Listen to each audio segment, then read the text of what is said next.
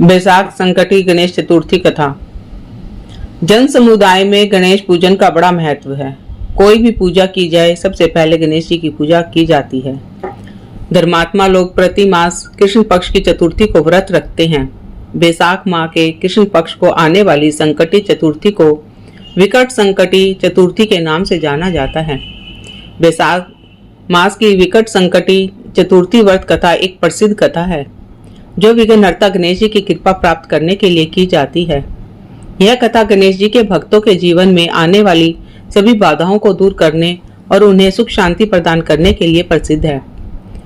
द्वापर युग में राजा युधिष्ठिर ने भी यही प्रश्न भगवान श्री कृष्ण से पूछा था और उत्तर में जो भगवान श्री हरि कृष्ण ने कहा था वही मैं अपने शब्दों में आपसे कह रही हूँ, अतः आप इसे ध्यान पूर्वक सुनिएगा।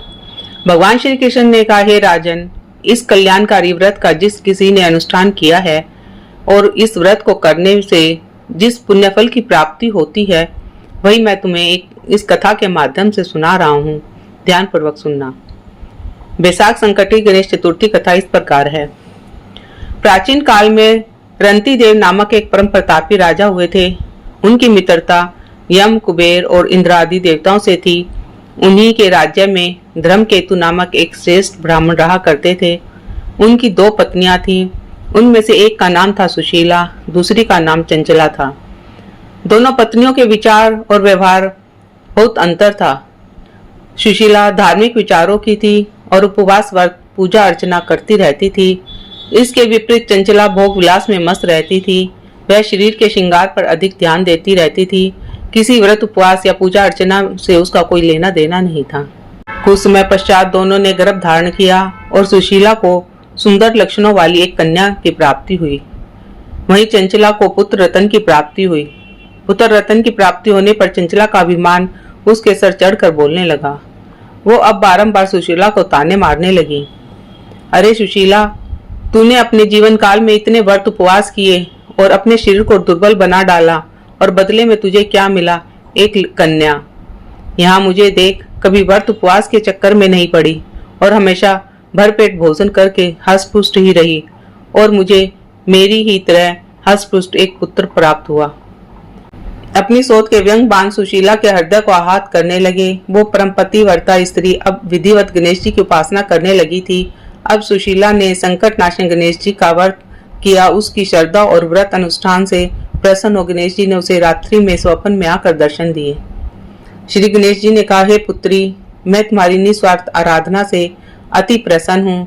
तुम्हारे व्रत अनुष्ठान से प्रसन्न होकर मैं तुम्हें वरदान देता हूँ कि तुम्हारी कन्या के मुख से सदैव हीरे मोती मूंगा प्रवाहित होंगे। हे सुशीले, इससे तू सदैव प्रसन्नचित रहेगी। इतना ही नहीं, तुझे वे शास्त्र वेता एक पुत्र की भी प्राप्ति होगी। इस प्रकार वरदान देकर श्री गणेश जी अंतर ध्यान हो गए। प्रातः काल होने पर जब सुशीला ने देखा तो वरदान के फल स्वरूप उसकी पुत्री के मुख से मोती और मूंगा झड़ने लगे। कुछ समय पश्चात सुशीला को एक पुत्र की प्राप्ति भी हुई। उसके कुछ समय पश्चात धर्मकेतु का स्वर्गवास हो गया।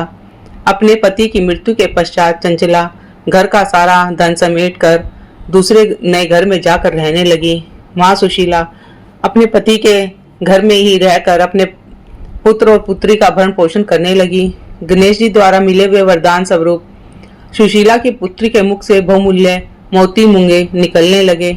मोती और मूंगा के कारण वो थोड़े समय में ही बहुत धनवान हो गई। सुशीला की सुख और समृद्धि को देखकर चंचला दिन प्रतिदिन उस पर ईर्ष्या करने लगी। उसी ईर्ष्या के जलते एक दिन हत्या करने के मन से चंचला ने सुशीला की पुत्री को कुएं में धकेल दिया। उस कुएं में प्रभु श्री गणेश जी ने उसकी रक्षा की और उसे सकुशल अपनी माता के पास पहुंचा दिया। उस बालक को जीवित देखकर चंचला का मन आश्चर्य से भर गया। वह सोचने लगी, जिसकी रक्षा स्वयं ईश्वर करते हैं उसे कोई नहीं मार सकता। उधर सुशीला अपनी पुत्री को पुनः सकुशल पाकर बहुत प्रसन्न हुई और कहने लगी, यह सब भगवान की कृपा है। यह सब भगवान श्री गणेश जी की ही लीला है। उन्होंने ही मुझे जीवन दान दिया है। अनाथों के नाथ हैं श्री गणेश जी। माँ चंचला यह सब सुन रही थी।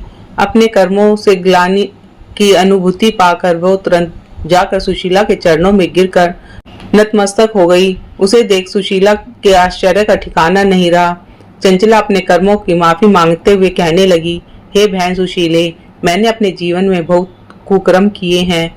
मैंने आपका बहुत अहित और अपमान किया है। आप मेरे इन अपराधों को क्षमा कीजिए। आप दयावती हैं। आपने ही अपने सत्कर्मों द्वारा दोनों कुलों का उद्धार किया है। जिनके रक्षक स्वयं भगवान होते हैं, उनके इंसान भला क्या बिगाड़ सकते हैं। जो लोग संतों और सत्पुरुषों में देव दोष देखा करते हैं, वो स्वतः ही अपनी करनी के फल स्वरूप नाश को प्राप्त होते हैं। इसके पश्चात चंचला ने भी संकट नाशक, कष्ट निवारक, पुण्यकारी भगवान श्री गणेश के व्रत का अनुष्ठान किया। श्री गणेश जी के व्रत के फल स्वरूप दोनों स्त्रियों में प्रेम भाव स्थापित हो गया था। जो मनुष्य अपनी श्रद्धा से गणेश जी की पूजा आराधना करते हैं, उनके शत्रु भी मित्र में परिवर्तित हो जाते हैं। यहाँ सुशीला द्वारा किए गए संकट नाशक श्री गणेश के व्रत अनुष्ठान से चंचला का हृदय परिवर्तन हुआ था। बोलो गणेश जी भगवान की जय। भगवान श्री हरि कृष्ण कहते हैं, हे धर्मराज, आप भी विधि विधान से इस संकट नाशक, कष्ट निवारक श्री गणेश जी का व्रत अनुष्ठान करें।